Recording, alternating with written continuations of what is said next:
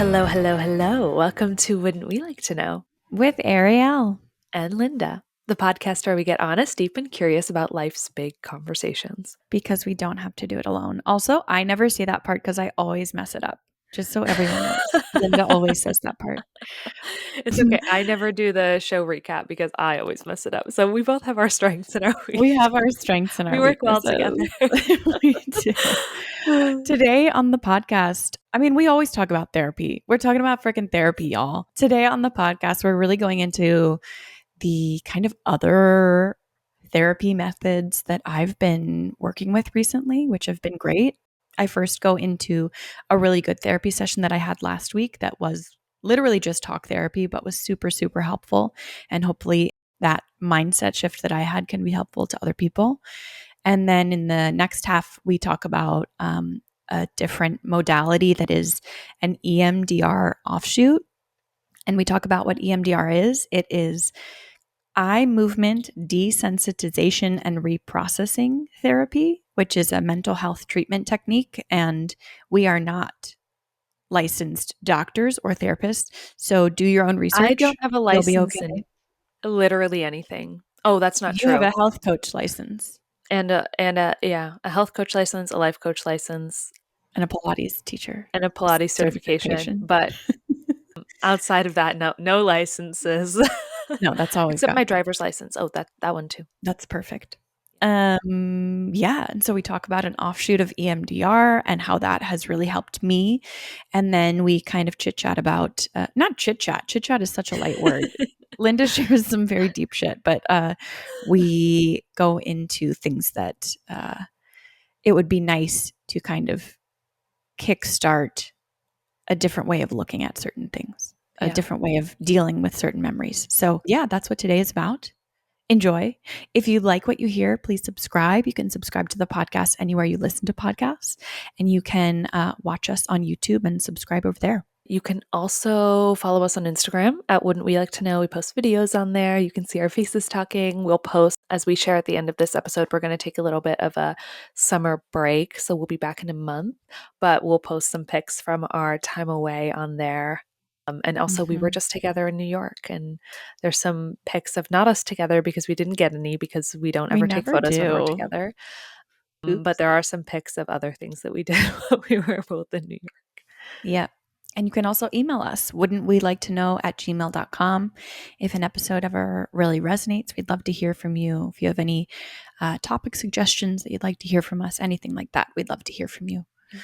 Also, we talk a lot about TBM in this episode, and we do have a TBM code that is in our show notes. So if you are on Spotify or Apple Podcasts, you can just open that up. Otherwise, you can also look at our Instagram link in bio, and it will be in there as well. And it'll give you a little money off. Yeah, if you're joining interested. To be magnetic, if you're into it.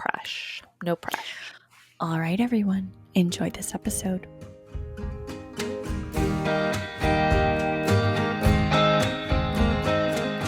How are you? I'm tired from my period.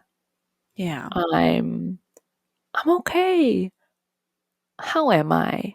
Oh, well, I did some TBM this morning, and it was a journaling exercise, and it just kind of like, there was no bow at the end. Like, there wasn't a bow tied at the end. It was just kind of like meh.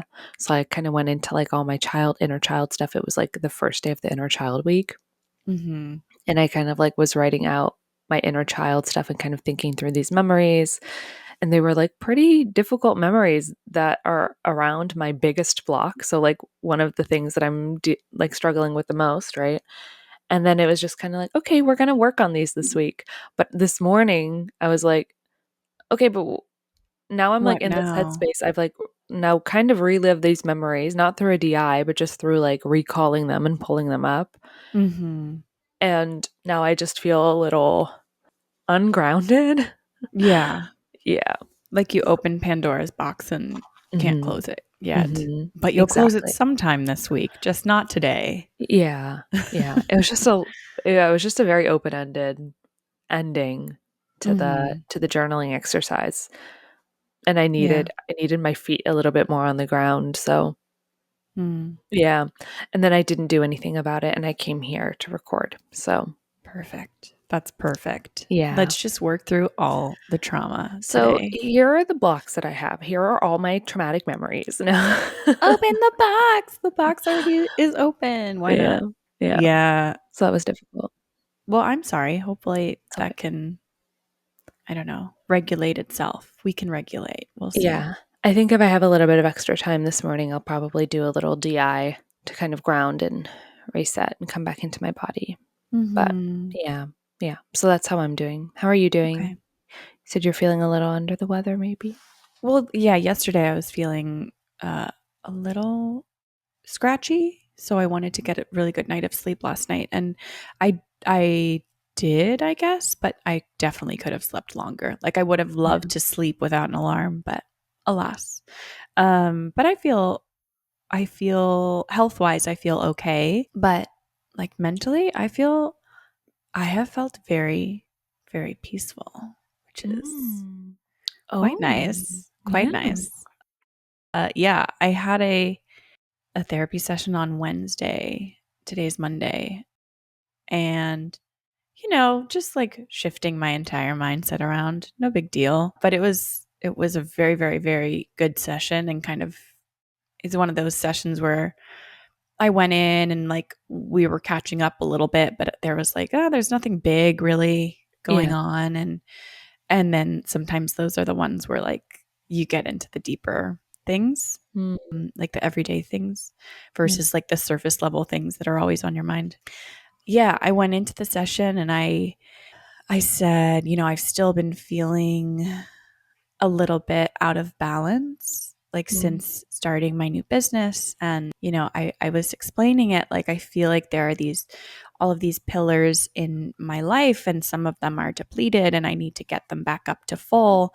And once I get them back up to full, then I can think about like doing this next step in my business versus right now I'm just feeling ugh, like really depleted. And so some of those things were like physical movement and like taking care of myself physically, and like filling my social bar here in Kansas City with my friends here, mhm, and like my exploration pillar, like filling my need to like go out and explore and enjoy the place that I live. And so all of these mm, things, and I was saying, I don't know, I just get like so bogged down because I have all of these things that I have to do every day, and if I don't have enough space in my day, then I like don't if I only have like an hour in my day in which I can do any of these things, then there's this part of myself that's like, well, let's not do it at all, because we don't want to like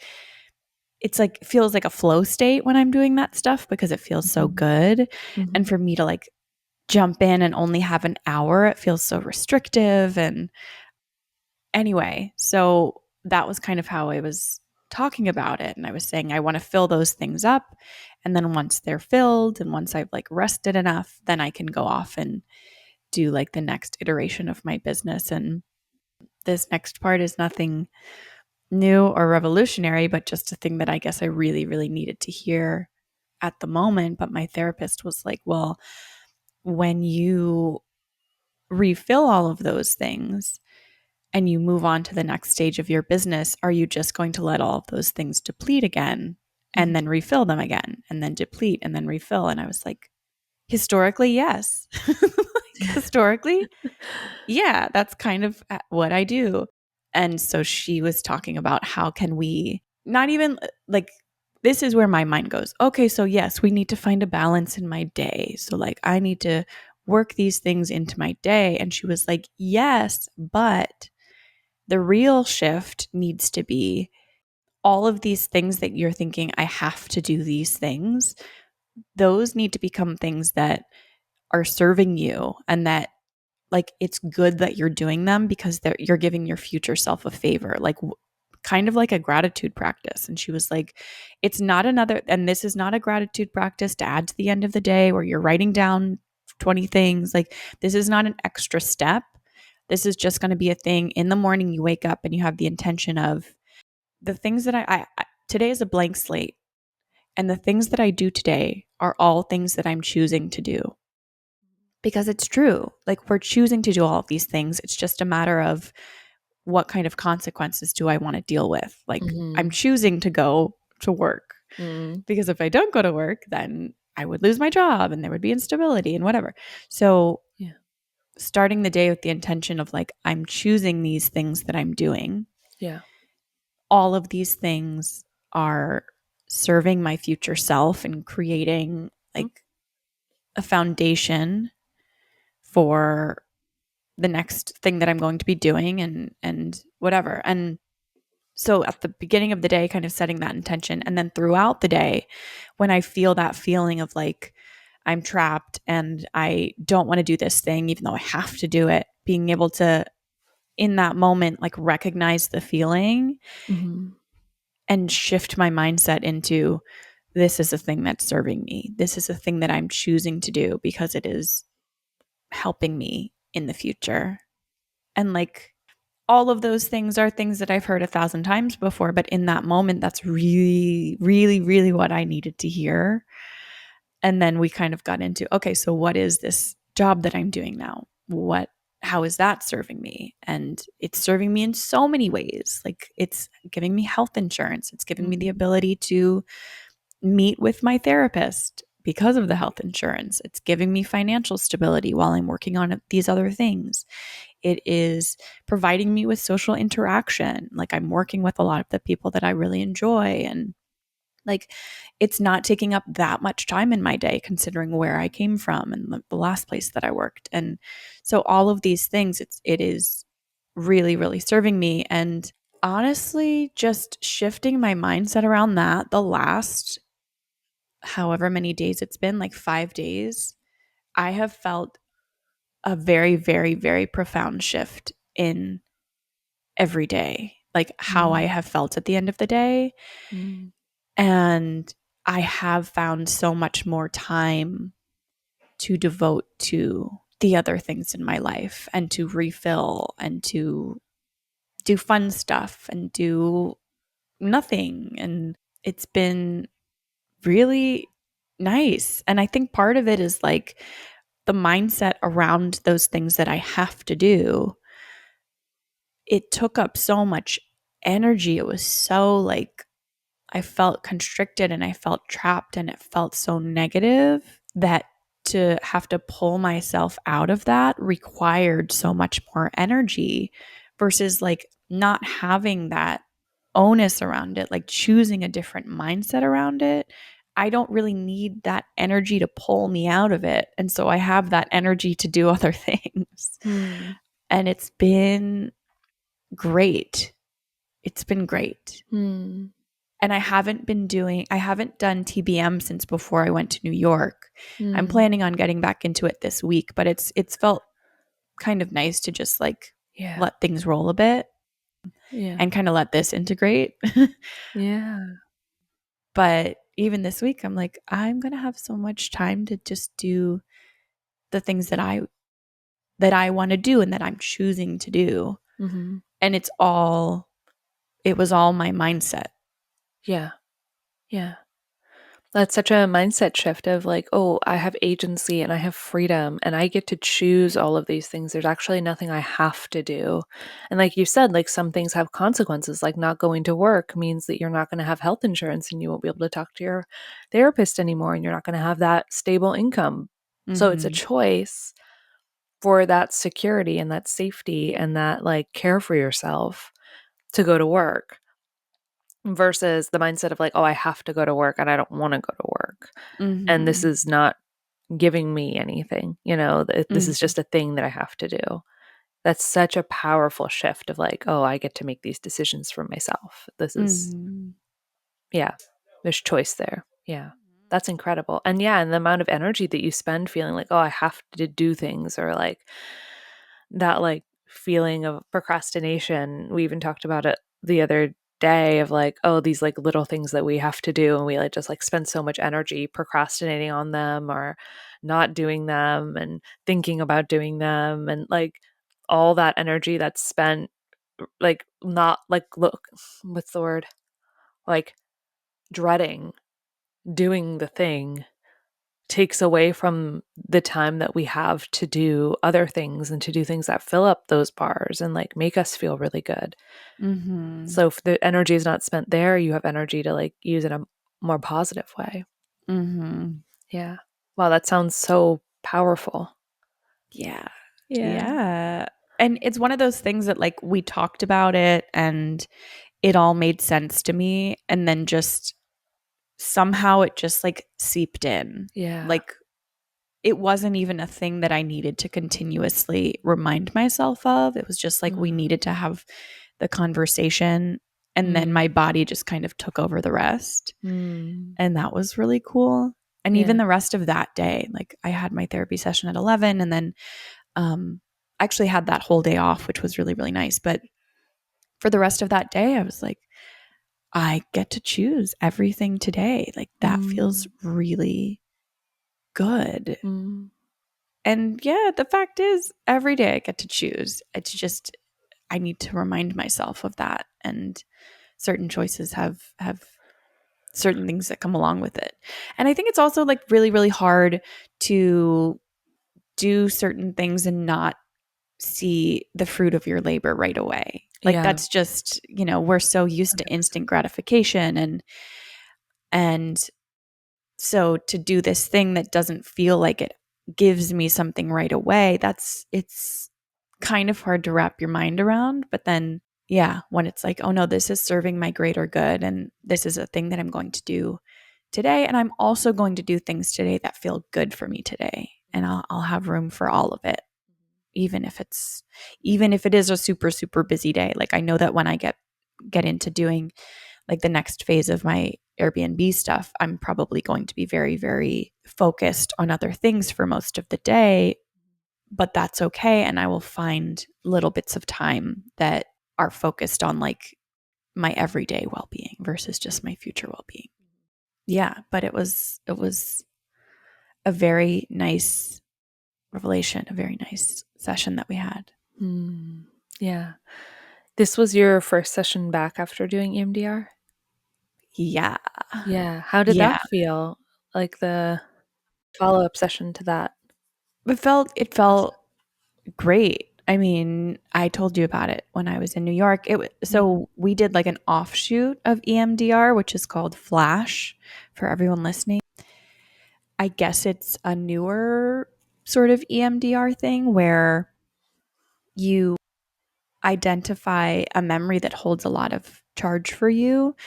But my therapist also said that you can identify sort of like a feeling related to something specific that Mhm. comes up a lot, Mhm. which I can explain in a bit. But you identify the memory or that feeling, and then you kind of just push that to the side. And then you and your practitioner tap right, left on your thighs together. Like I do Zoom sessions with her, so it's over the internet, but Mhm. we do tapping, which is the left brain, right brain, left brain, right brain. And then the wild thing about this practice is that instead of talking about that charged memory, we were talking about something that really excited me and engaged me. And so I was just I was talking to her about my trip to New York and all the people I was Mhm. going to see and all the things I was going to do.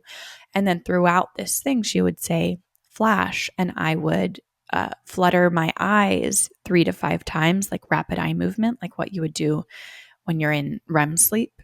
Mhm. And then continue on with my story and to just do that randomly. She would say to do that. And then we took a little break. And then she asked me, like, what charge does this memory hold? 0 to 10, which she asked me at the beginning. And I think I said a 6 or a 7. And after that first time, I said, it's like a 2. It's like, I can't even find that memory very well.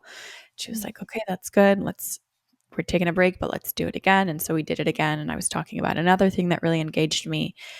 And we did the flash thing a few times. And then at the end, I said it was like a 0. It was like, I Mhm. remember, I like know the facts of the memory, but it Mhm. doesn't hold the charge that it did at the beginning. And it was Mhm. insane. It was nuts. And at the end of that session, which was now 2 weeks ago, I was like, oh my God, would it work on this? Would it work on that?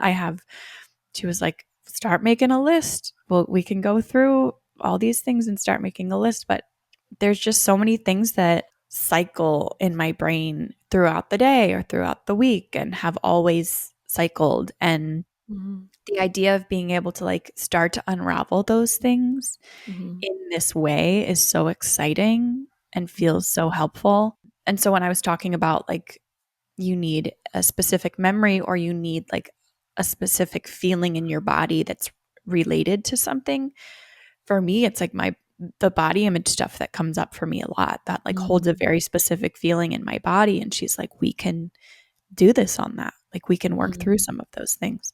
And so that's super super exciting. Yeah, and one of the things you were telling me too when you were in here in New York was that it's so incredible because you don't have to, with this flash method, you don't have to necessarily like be super super present with this really charged memory like you would in traditional EMDR. Yeah. You kind of recall it and then you say thank you and you put it in a box and then you think of these more pleasant, like exciting experiences. And through thinking of those pleasant exciting experiences, you're reprogramming the memory. And so especially for really really really charged or traumatic memories, like it, you were saying like it must be a more pleasant experience for that because you don't have to be so present with the really really charged Yeah, you're memory. not Yeah. you with traditional EMDR, you focus on this traumatic memory and you're talking through this traumatic memory and going back into it and visualizing yourself, like watching yourself in that moment. And you're reliving that and reliving that and reliving that. Whereas with this, you say, okay, this was the memory. I'm putting it to the side for right now. And we're going to talk about this thing that's really engaging and doesn't have anything to do with that traumatic memory. So you're not having to relive that. Right. And the memory that I was working through was not like capital T trauma, but imagine if it was like the Yeah. ability to work through that in a way that's not like re-traumatizing or re-triggering, even though EMDR is supposed to help you through that, like you don't have to do that, Mhm. which is nuts and like would be Yeah. extremely impactful. Yeah, I don't know who all is practicing this. I don't know a ton about it. Like my therapist and I have talked about it a lot. Like after the end of our session, I asked her so many questions and she was like, yes, this is why they think that it works, but we don't fully know. And she was saying that there was an EMT guy, like an EMS guy, who had like 5 memories that he brought in for one of the trainers of this method. And they went through each of them, like 5 of them in a session. And the guy never came back because he was like, they're gone. Like, I'm good. I was like, this is nuts. She said that they were sending people, I think they sent That's people to the wild. Ukraine, like to war zones to do this kind of technique. So it feels huge. And I don't know who all is doing it. So I don't know. It's worth like asking if you're in therapy, it's worth asking, but I don't fully know who it's being done by, where it's being done, any of the things. But It's called it's, Flash, right? yeah, she called it Flash and it's like an offshoot Yeah. of EMDR. Yeah, it was nuts.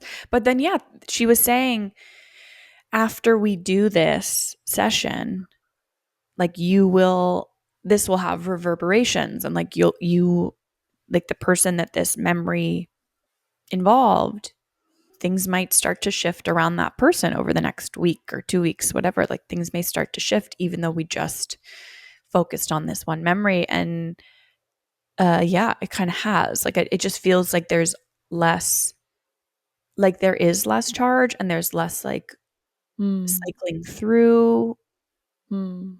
that dynamic. Yeah, I'm really curious to do it on other things because that was just one sort of like acute thing that was happening versus I have a Mm. lot of things that kind of come up very very regularly, and so I'm really curious to see how it'll work for those. Yeah.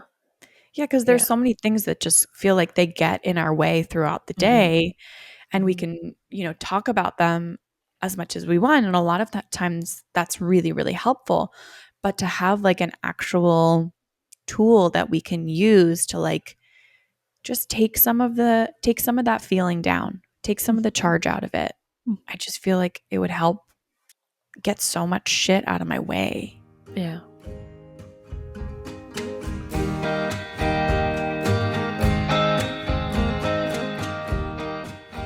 I feel like talk therapy is so powerful and it can really help with so many things, but sometimes there are these like really incredible tools that are paired with talk therapy that can just like turn the dial up so much on that reprogram and that healing, because it's just using like the understanding of how the brain works and like how the brain is connecting to the eyes, or like some I even think of like certain like ingestibles that you can take, and like those are things that can sometimes help to reprogram the brain when it's like guided through, with a professional.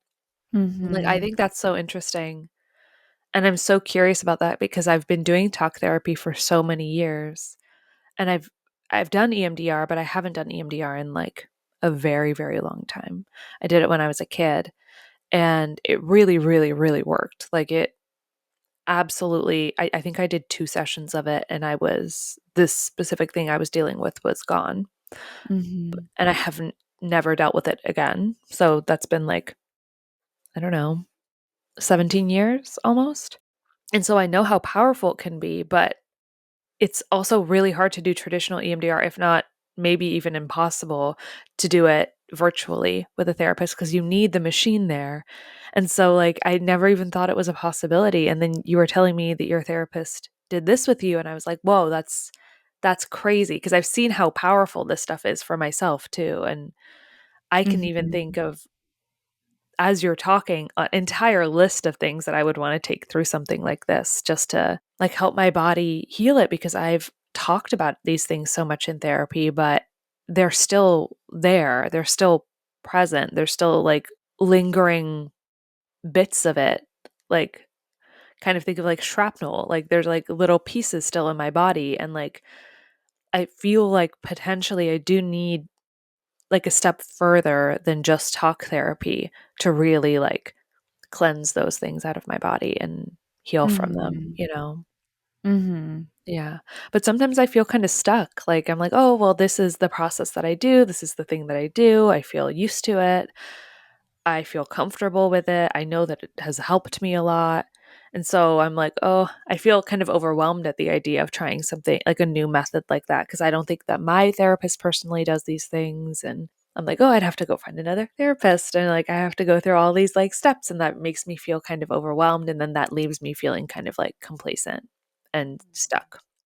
Yeah. Yeah. Yeah. And I can I imagine mean, probably other people listening have felt the same way. Like, I mean, mhm. haven't I we mean, all? Yeah. I've Yeah. felt that way too. Yeah. And yeah, I mean, I have had traditional talk there. I've never done EMDR, which I think we should probably say what it means. I don't actually remember exactly. The Electro something, EMDR is eye I guess. Like movement desensitization and station. reprogramming. Eye Okay. movement desensitization and And reprogramming. reprogramming. And I thought it was like rapid eye movement something, but that makes a lot more sense. yeah, Because like now you can do it with the lights, you can do it with the fluttering. Like there's a lot of ways you can do it. Yeah. yeah. And like the overall idea behind it is that you are either doing this machine, like you can use a machine with sensors, holding them in both of your hands, and it's uh, like buzzing in the left hand and then the right hand, and the left hand and then the right hand. I also know that sometimes you can wear headphones and it'll buzz on the left, buzz on the right, buzz on the left, buzz on the right. And When it's I go Yeah, ahead. when I did it, we used like a light board, and the little light was on the right, and then it would go to the left, and then it would go to the right, and then it would go to the left. Mhm. Yeah. And then I know that also over, like if you're doing it over Zoom, like over the internet, you can do the tapping. So like you can Mm, do right. tap on your right, tap on your left. And it's this idea that you have this rhythmic pace going, and that kind of fires up the left side of your brain and the right side of your brain and the left side and the right side. And I believe also, I'm not a practitioner. Don't listen to me. I don't know what I'm talking about, but this is what I like. The little understanding that I have is that you have that rhythmic thing going on and it's firing up your brain. And I believe you're also doing rapid eye movement throughout, but I don't know how traditional EMDR works because I haven't done that. I've only done this flash method. Yeah. But the way that my therapist described it to me is it's allowing your brain to kind of break down and take in this memory using both sides of your brain, and it's allowing your brain to kind of like reorganize your memory. Mm-hmm. So the traumatic memories still they're traumatic because they hold so much feeling. Mm-hmm. They hold so much feeling to them and so much charge. Whereas like when we sleep, part of sleeping and dreaming is that it reorganizes for you. It's like, okay, this is what happened during the day. This wasn't a big deal. We're going to move that around and put it in this box of stored memories for later. But the traumatic memories, like there's not enough during dreaming to help that Yeah. decharge. And so that's kind of what EMDR does. But yeah, I have been in talk therapy. That's the only thing that I have ever done. And it has been so helpful. But I also think with certain things, it's like, it's not bypassing the, feeling it and knowing about it and like acknowledging this traumatic thing. It's, we've talked about it so much that now it's time to like find a different, just shake it up. Yeah. Let's reorganize things a little bit. Yeah. And yeah, I've definitely felt stuck at times with talk therapy. And sometimes it's like, I know that I'm a person that likes to just talk things out and kind of figure it out as I go. Me too. Yeah. And so that's very, very helpful to me. But I've also felt times where I'm like, I can't talk about this anymore. Like, what can we dig? What more can we dig out of this experience? Mm-hmm. It's just like it's holding something. And so I'll try to unravel every little thread and see where it goes. And after a while, it's like, okay, maybe this is where it's just going to stay. But Yeah. I guess it doesn't have to stay that way. Right. It's a cool thing. Yeah, I'd be super curious to try this method of it. And yeah, like I said, I feel like I'm already thinking of like a list of memories. I'm like, oh, I would really like to heal this one all the way. And I've spent, like you said, so many years talking about some of these things in therapy, and I've seen so many major changes. It's 1111. That's 11/11. that's my little angel number. Whenever I see it, I feel like I'm on the right path. Oh, good. So I like seeing that. Yeah, but like some of these things are still, like really living in my body. And some of that makes sense. Like some of these are like capital T trauma things. Like specifically for me, like one of the things that recently came up was Father's Day. That is a really hard one for me. Yeah, I'm gonna cry. Mm. Yeah, that's a really painful one for me because I don't have any relationship with my dad. And even like that's obviously a big container, but within that there's so many memories about my dad, and there's a very good reason I don't have a relationship with him.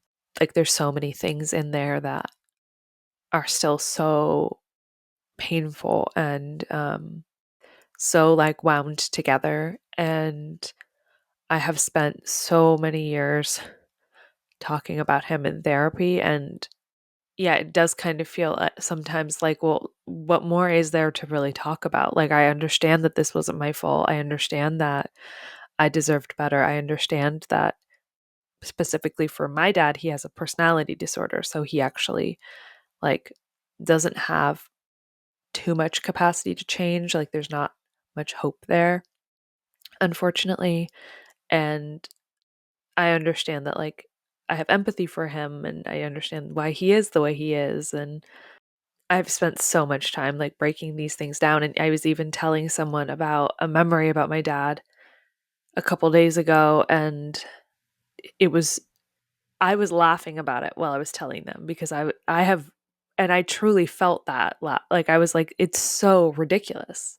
Like, it's so ridiculous that somebody would behave this way. And then also then think that that's a normal way to behave and then make somebody else feel terrible. Mm-hmm.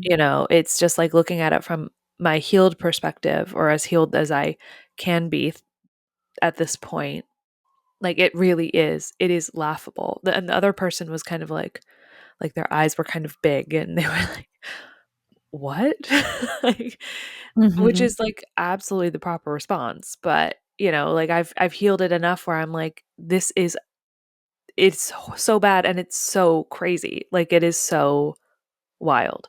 And at the same time, like that stuff is still like shrapnel, like in dug into my skin. And Yeah. yeah. Yeah. Like And, rationally, you can understand these things. And like your exactly. adult self is like, God, that's absurd. This is Right. absurd This is absurd. that a person would behave in this way and toward a child. Yeah. So, like, you can laugh about it as an adult, but also there's, your Yeah. child self and there's the subconscious self that it's hard to get down there. Like, it's hard to, you can hold space for it. You can hold space for your inner child and how they felt, and that you still hold that, but it's very, very hard to like actually shift that part of it. And it's such a core memory. Like I spent so much of my life building on top of the beliefs that those memories created for me. And so it's like pulling that bottom piece of the Jenga tower out is Mhm. like that has like reverberations for so many other things in my life, but also like other ways that I've lived and other experiences I've had as a result. And like, yeah, there's a lot built on top of it. And I spent a lot of my life living with the beliefs that created for me. And so it's very subconscious and it's very just like it's elusive to like grab and heal. So I'm very curious about alternative ways. I mean, EMDR is pretty mainstream, but like alternative meaning like not talk therapy. Yeah. Yeah. And but as you're saying this too, like it reminds me in TBM we do this stuff with the tapping and it's kind of like semi hypnosis and it is very like sometimes you drop into a DI or a deep imagining in TBM and it's like my body is so relaxed I forget that what she's saying or like I just am like no longer present and I'm definitely not asleep but like I'm fully sitting up but I'm not fully conscious. Like my body's just so relaxed and I am like so in a like semi-hypnotic state. And I was talking to someone about this morning where it's like actually maybe that's like a good thing, right? Because it's like it's not about paying attention all the time, but it's about getting your body to like such a relaxed state where it can just like exist and be versus like having to be thinking and like doing the whole entire time because if the focus is like the doing in that moment, then the focus isn't on your body being that relaxed and your body needs to be that relaxed. Your mind needs to be that relaxed. It needs to be free to be that relaxed in order to do some of that more like deep work that you can't get to without that like kind of hypnotic state. Yeah. Well, Like it's there's a like your value to that. body, yeah, Yeah. getting to a space where you can just allow versus like having this patroller in your mind, like Yeah. hypervigilance of like, well, I'm still going to stick around and make the choices here. And it's like, no, Exactly. we got to relax enough to let this other thing come forward and like get to a deeper place because that's what we're talking about. Like rationally, we know all these things. Yeah. Subconsciously, that's Right. like where we got to get, and that's the hard part to get to. Yeah. With your stuff around your dad, is Yeah. there anything that you have found that has helped take some of that charge out, like outside of talk therapy? No. Does the TBM stuff help? I haven't done too much TBM. I mean, there's a lot of stuff in my life. So I haven't actually done too much TBM around my dad specifically. My dad is a narcissist, not diagnosed by any sort of psychotherapist of his because he would never go to one. But they're like DSM defined, like all the symptoms are there. So we could pretty safely say he is one. And like with narcissism, it's just very, very, very difficult for a true narcissist to come out of that. It is obviously possible, but it's very difficult by the nature of the fact that narcissists don't believe they have a problem. They believe they're perfect. That's all they can really tolerate. And they think everybody else has the issue. And so, therefore, like somebody with that mindset will not go to therapy to heal themselves because there is nothing to be healed to them. And obviously that comes from a deep, deep wound and a lot of like capital T trauma. That's how they become that way. But unfortunately, with people in that, with personalities in that cluster of the personality disorders, it's very hard for them to heal. So, yeah, there's just not much hope there. So, I guess I haven't prioritized it because also I'm a codependent. And so I prioritize relationships with other people over myself. And so I've prioritized healing parts of me that have to do with relationships with other people, which also makes sense outside of codependency. But like, I haven't prioritized taking my dad through anything other than talk therapy because I'm just like, well, these other things feel more important, more pressing. And that makes sense too. But Yeah. yeah. Yeah. But that's a really good question. And I do wonder like what other tools would be out there to work through that. And I've Yeah. definitely have worked through some memories about my dad through TPM, just not as many. Yeah. Yeah. Yeah. I wonder, yeah, even as you were talking, and I think you came to it yourself, but you were saying that, you worked on healing other relationships that were like still in your life and still like more present, because you have a relationship with them. But like, I'm thinking in my mind, like you don't have an active relationship with your dad, but your body still has a relationship with Yeah. him Yeah. Yeah. that might be worth. Yeah. I And mean, that's a box to open, but yeah. and this is something like obviously I can talk therapy. I've worked on this extensively. Obviously, the way that I relate with specifically men and like he was the primary male relationship in my life. And so I was attracted to people who were like my dad, right? Like it still is very much present in my body. And I still have like some traumatic reactions around that. Um, when like I get triggered around certain things because of how my dad was. And like we said before, like, but the conscious part of me, I can see that now because I've done so much work in therapy. Like I can see the trigger, I can hold it, I can see, oh, okay, actually, this not this situation that's coming from my inner child, that's coming from my childhood, and something that was done then that having the same expectations of this adult relationship is not fair because it's not a parent child relationship and it's an adult relationship and like things like that. So I can hold the trigger, I can see it, I can explore it. But like we said, like it's still subconscious, it's still deep in my body. And like when we think about like the book, the body keeps the score, like those things live deeply inside of your body and they can cause a lot of issues. Like they can physically cause issues because your body still knows. Like even if your mind has worked through them. It's like so heavy. Yeah. And our parents Yeah. are our oldest relationships. Like they were our God. Yeah, and our They were most our formative gods. relationship. Like without them, we Yeah. couldn't survive. Yeah. We're They were so our vulnerable. gods. They were in charge of keeping us alive. Yeah. Like that's a lot. There's a lot there. And like showing us what this world is, right? And if like the first person to show you what the world is says it's one thing, like the entire rest of your life you're going to be looking for confirmation of that. If unless you really examine that belief and Yeah. heal that. Yeah, It's heavy stuff. it's heavy stuff. Well, we're going to leave it with some heavy stuff. We're not figuring anything out today, No. but that's Wouldn't we like to know? the point. Wouldn't we like to know? Yeah. Call me, therapist. I I'll do call my have therapist on Wednesday anyway. yeah, we have therapy on the same day.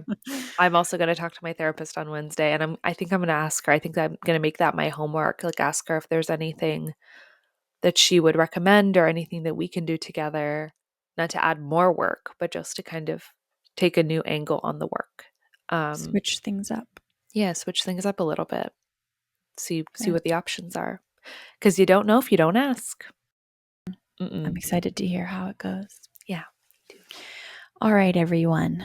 we're not going to see you in 2 weeks. We're going to take a Oh, little that's right. summer break because we've got some fun plans going on, and we just decided it was time to give ourselves a little break as well. So I'm going to Europe, which I'm really She's excited about. going We're to going to be in Europe. Portugal and in Holland.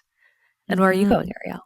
I'm going to Colorado, and then I have like little baby trips to other places. Yeah. So So we're that's what going we're to take doing. take a little bit of time to relax and rest and have a little summer vacay. But we'll Yeah. see you in a month. See you in a month. Yeah. All right. Bye. Bye.